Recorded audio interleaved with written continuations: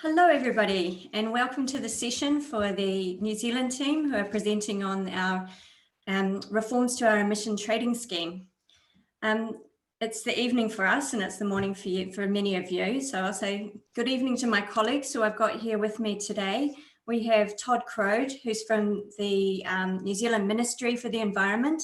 He's a specialist in climate policy and emissions trading and also in international carbon markets. And we have Ted Jamieson, who's also with the New Zealand Ministry for the Environment, and he's a very long-term specialist in the emissions trading scheme.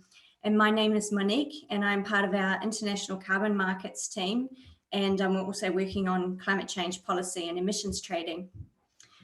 So today we're going to give you a bit of an update on recent reforms that we've had to the New Zealand emissions trading scheme, as well as an overview on the next steps that we've got for implementing these reforms and working through some of the policy challenges and opportunities that we have in New Zealand in the near future. This will include the wider framework for emissions trade targets in New Zealand and sort of timeframes that our government is taking decisions on emissions budgets, and also the role of our fairly newish Climate Change Commission. And we'll also be giving you some background on New Zealand's approach to managing agricultural emissions. So we'll give a bit of a rundown on all of these reforms, and then we'll have an opportunity for questions. And mostly I'll be putting the gnarly and difficult questions onto my colleagues, Todd and Ted. But if you did have questions in the interim, please let us know. So before we step into our reforms, I'll just give you a bit of a note on New Zealand's emissions profile. We've got quite a unique profile with a high proportion of emissions from our agriculture sector. So our most recent figures are from 2018, where our total gross emissions were just under 80 million tonnes, which net works out to about 55 million tonnes after removals for land use and land use changes in forestry. So agriculture makes up about 48% of these emissions, and the energy sector is about 41%. So as we noticed, that's quite a high profile for our agriculture sector. So for our emissions trading scheme, it's a key tool for helping us meet our climate targets, but we've also got a suite of other complementary policies that New Zealand's working on in the background as well, that will be quite central to how we achieve our targets moving forward. So in terms of our overall legislation, in New Zealand, we've got the Climate Change Response Act, which is our legislative framework for addressing our climate change issues. And in the past 2 years, this act has been amended twice to make it fit for purpose for addressing our climate change ambitions moving into the future. The very first amendment of these two amendments was the Zero Carbon Act, and this was in 2019. So this provided a whole new overarching framework, which is going to help us transition our economy to a net zero target for carbon by 2050. So the Zero Carbon Act, it sets a point target, a 2050 target for net long-lived gases and a reduction in biogenic methane to 24 to 47% below 2017 levels. The Zero Carbon Act also requires our government to set a series of 5-year emission budgets as stepping stones towards this 2050 target. And in addition, it requires us to have an emissions reduction plan in place, as well as national assessments and also planning for adaptation. The Act also established our Climate Change Commission, which was set up to provide independent and expert advice to the government on mitigating and adapting to the effects of climate change. And sitting within our 2050 target, we have a series of 5-year emissions budgets. So we've got our first provisional budget, which was set for 2021 to 2025. And then within these budgets, we've got the ETS settings, and they sit within these budgets. So in addition, that's our domestic context that the Zero Carbon Act provides for. And then in addition to this, we also have our international commitments, which we've taken under the Paris Agreement. So our first NDC target is for the 2021 to 2030 period, and that's to reduce net emissions to 30% below gross 2005 levels by 2030. So that Zero Carbon Act was passed last year. And the second part of our reforms to this climate change, overarching Climate Change Response Act, is the Emissions Trading Reform Act. And that's what we've just passed this year in June. So it's these reforms that we'll mainly be addressing today. These reforms have been long considered for our emissions trading reform. We started looking at it about 5 years ago, and the significant reforms that we've put in place that have really resulted in the foundations of a much improved scheme for us. They've changed the whole architecture of the ETS.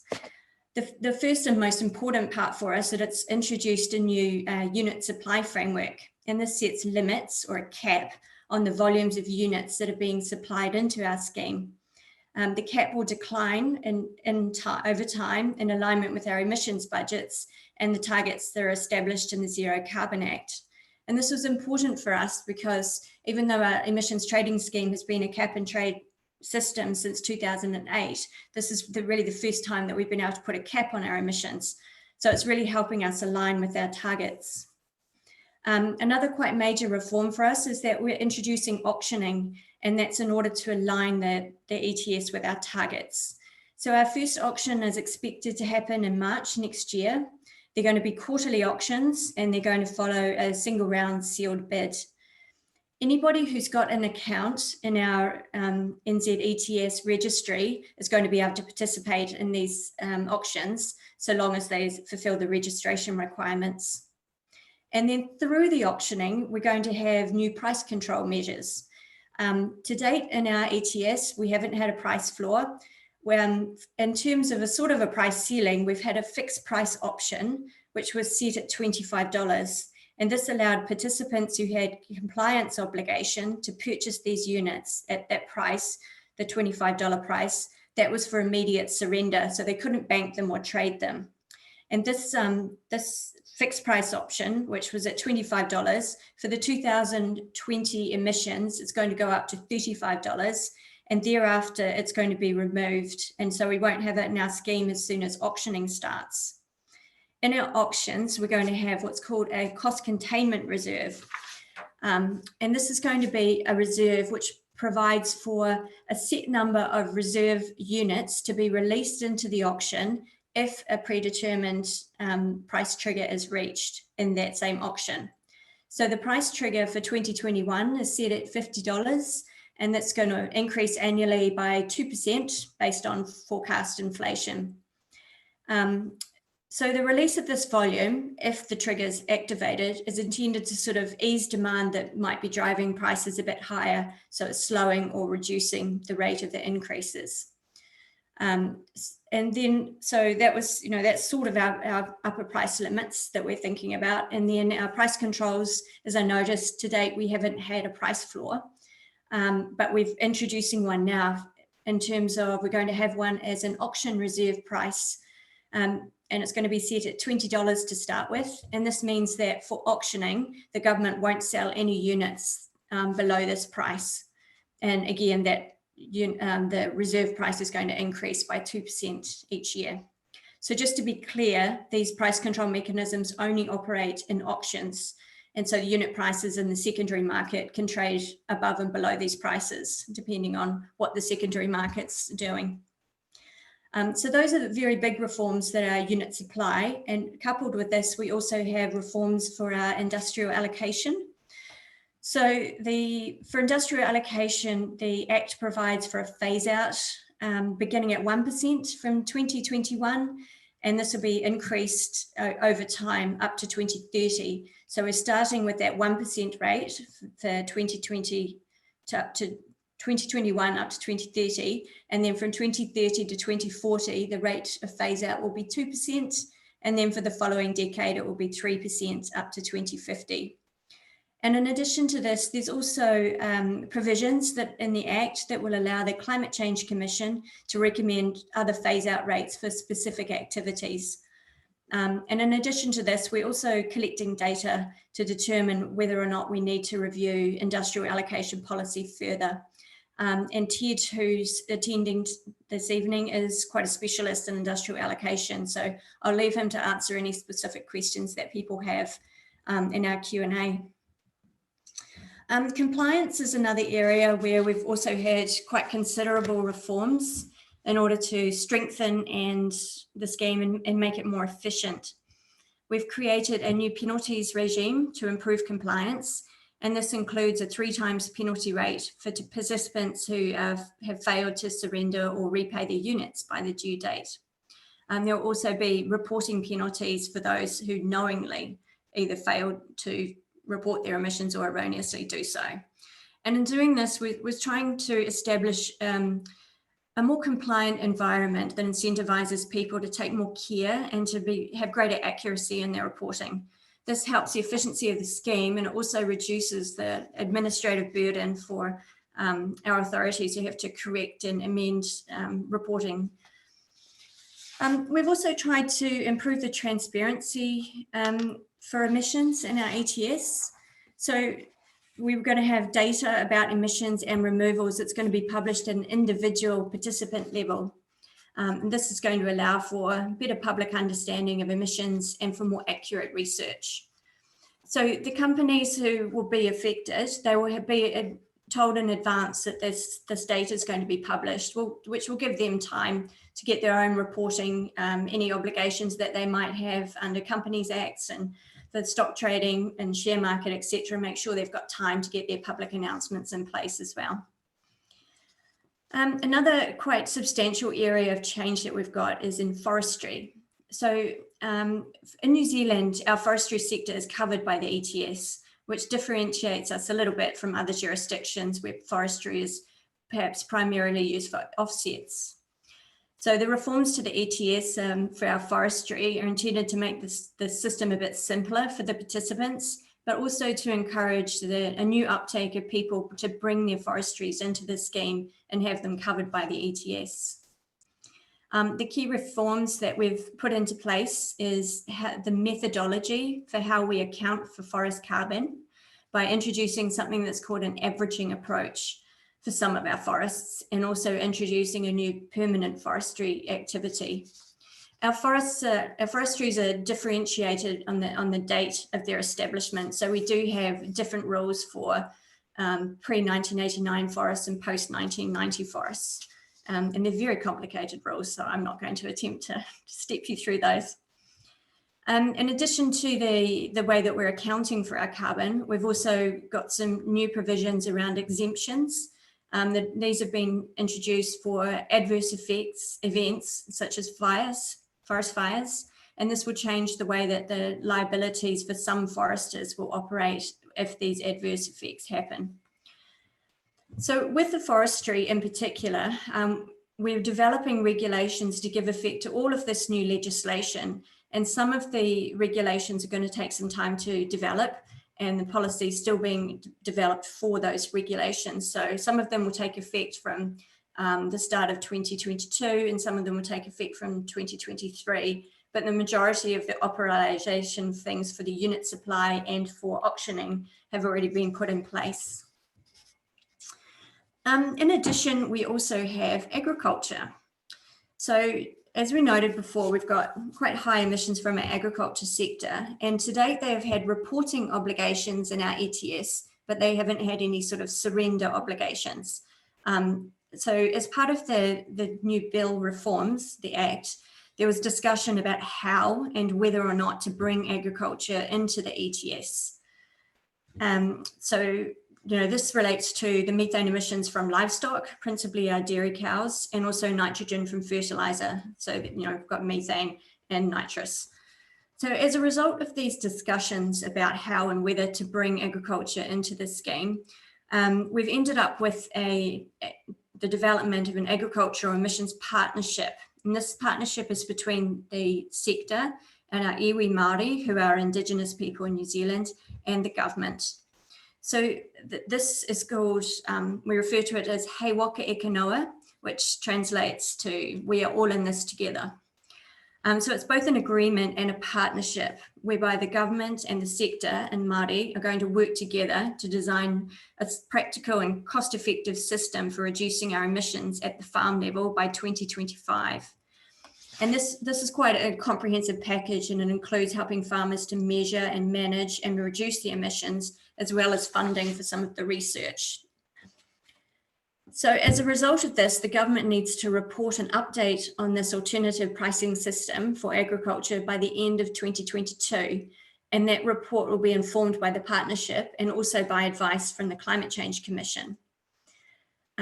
There's also provisions in the Act that means if there hasn't been sufficient progress from this arrangement, then the sector can be brought into the scheme prior to 2025.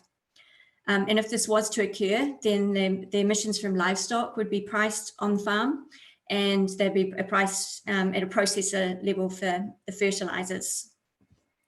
So that's a bit of a summary of all of the things that were in our Emissions Trading Reform Act. And then outside of that, we're also doing other things for in relation to making the ETS more efficient and effective, and that will be ongoing. And one of those key things is our market governance. So in terms of market governance, we don't have a specific provisions in the Act, but we're going to have a whole separate program that we're established. And this is because the government's decided that it's really an area where we need a comprehensive and integrated approach. And this is going to include measures that for prohibiting insider trading, market manipulation, and we also need to identify an appropriate regulator for the market.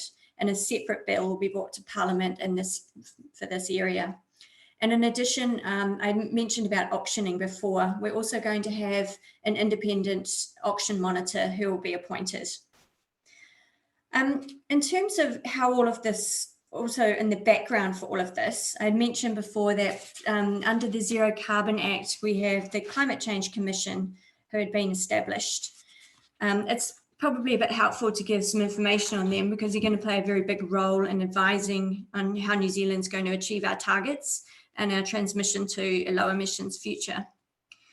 So the commission, when it was established, to start with, we had an interim committee, and now we have the Climate Change Commission. So they're an independent entity. They have their own mandate and their own work program. And the purpose is for them to advise on a whole array of things and to be able to give the government expert technical advice. So some of the things that we'll be advising on is our emissions budgets and how we're tracking towards our targets. And they'll also be giving annual advice on our ETS settings. So for a start off, in May next year, the Commission's going to be advising the government on a series of draft emissions budgets. And we noted before that we have, stepping stones towards our target. So we've got five-year sets. So we already have a 2021 to 2025, and that's a provisional emissions budget. And the Commission will be giving advice on that, and also the 2026 to 2030 target, and then the 2031 to 35. And in addition to this, in May, they'll also be giving advice on our emissions reduction plan that would be by the end of December next year. And in addition to this, the Minister for Climate Change has also tasked the Commission with providing advice on whether our current NDC aligns with the ambition limit warming to 1.5 degrees. And as part of this advice, the Commission will be providing recommendations on how to make the target compatible if they're deeming it to not already be so.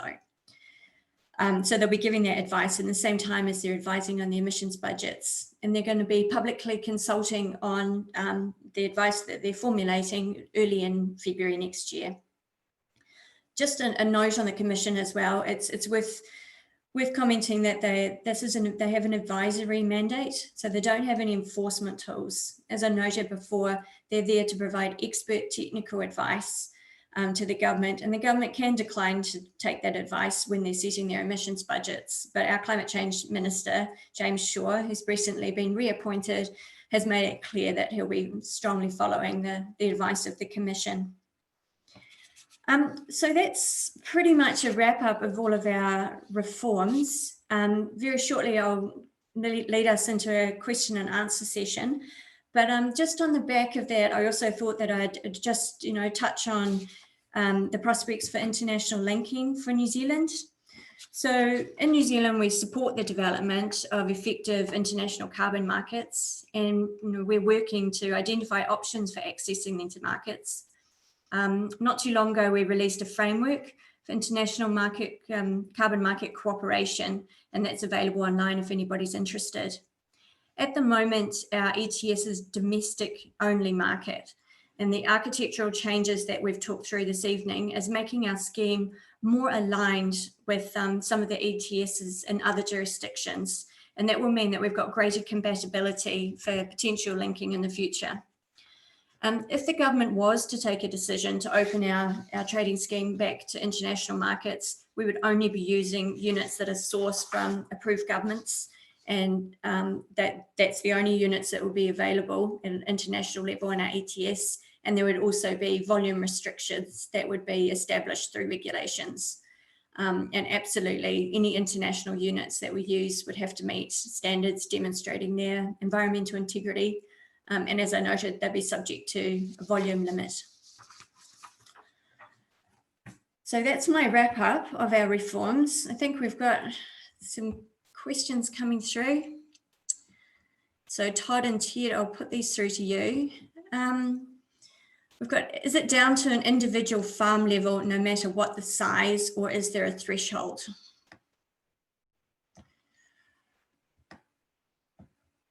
Todd, do we have a threshold? First of all, hello everybody. It's nice to see some familiar names in the chat. William, Dinara, it's good to see you all and be able to talk to you even if it's only through a computer screen. A couple of questions first. I think I'll take the one on roughly the size of the scheme at the moment. At current, as Monique said, the ETS covers roughly half of New Zealand's gross emissions. So that's approximately 40 megatons, being the total coverage of the scheme at the moment. If agriculture is brought into the scheme in the future, that would roughly double the coverage of the scheme to around 80 megatons of gross emissions, CO2 equivalent. And then, of course, the cap is overlaid on that. On agriculture, as Monique said, we're currently working in partnership with industry on designing an appropriate emissions pricing tool for the sector. And one of the questions with that is the point of obligation for the sector.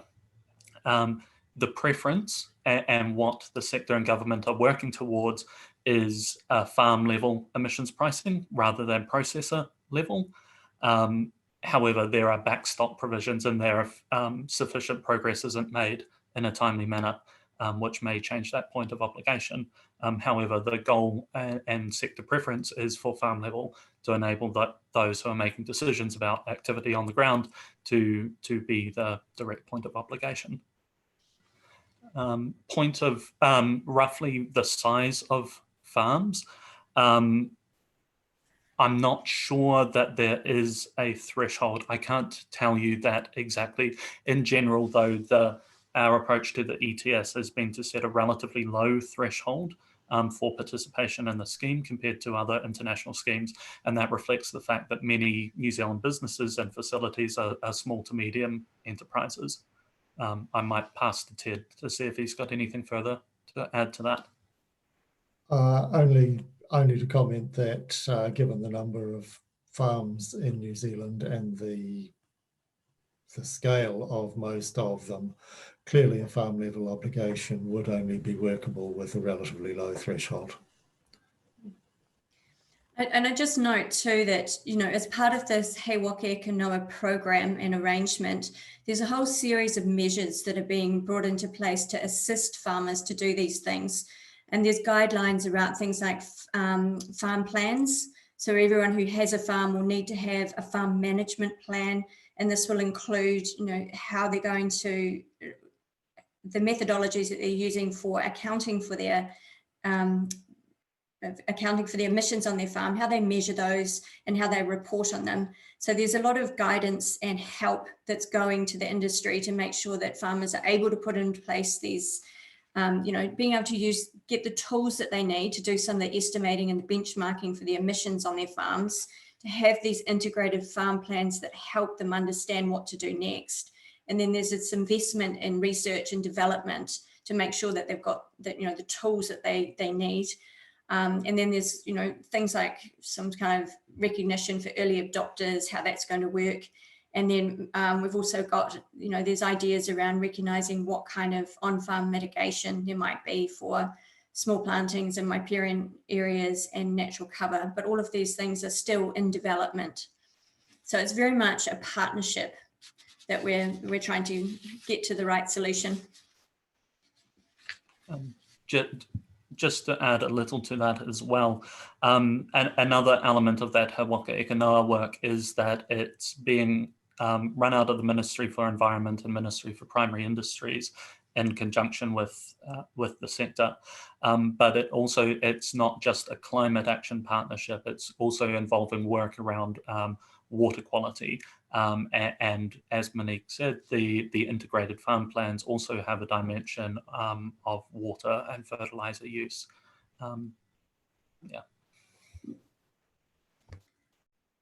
We've got a question on how can an entity generate credits to go into the ETS?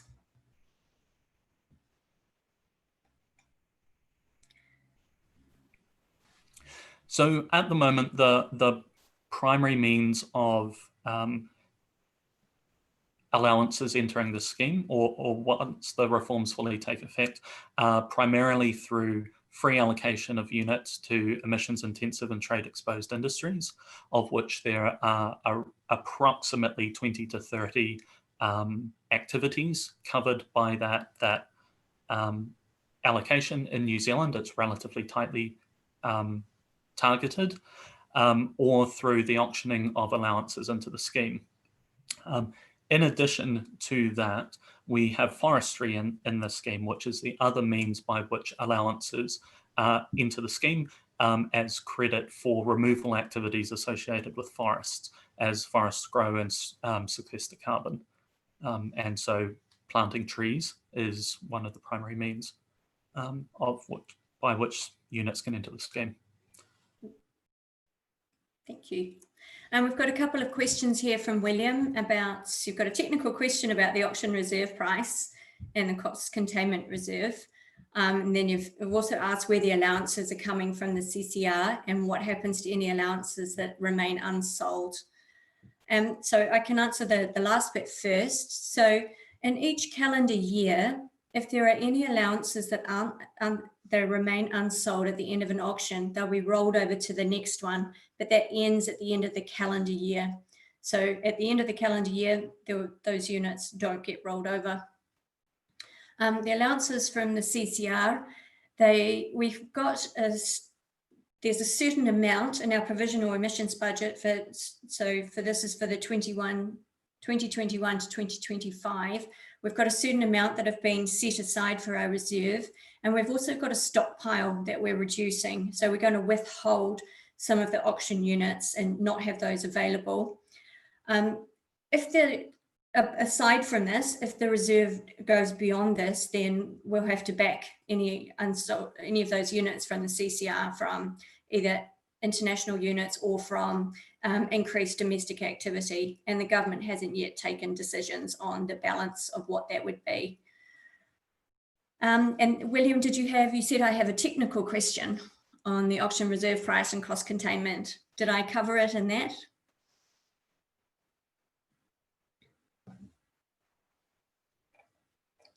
Great. And here we have a question for Ted from Alexander Eden. Hello. Considering that Rio Tinto is going to be closing down the Tiwai aluminium smelter, what does this mean for New Zealand's electricity supply, and what does it mean for industrial allocation? Ooh, what it will mean for New Zealand's electricity supply is certainly a big question. The smelter uses something like 14% of New Zealand's electricity. generation at present. So it would certainly make a big difference to the overall supply and demand situation, and potentially to electricity prices and to the prospects for new generation construction. But I don't have any specific or particular insights to offer on that.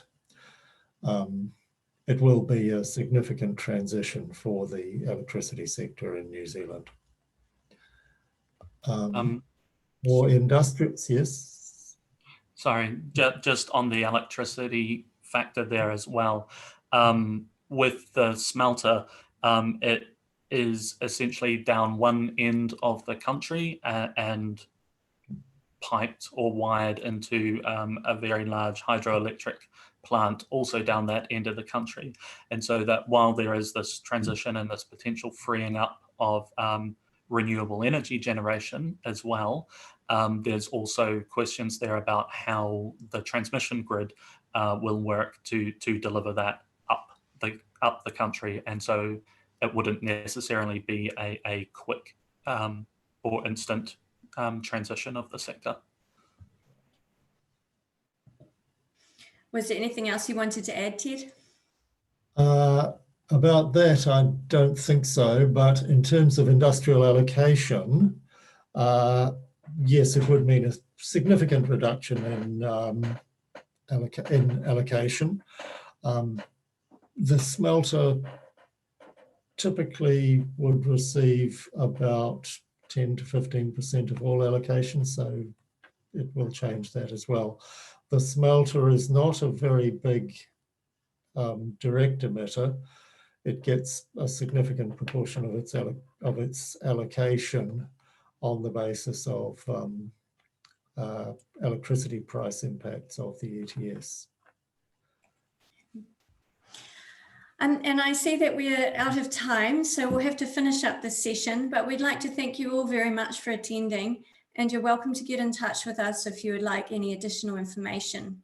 So we'd like to thank the hosts this evening and wish them well for the rest of the sessions, and we hope that you've all had a good time and that I'm sure we'll meet you all again. Thank you very much for your time. Have a good night.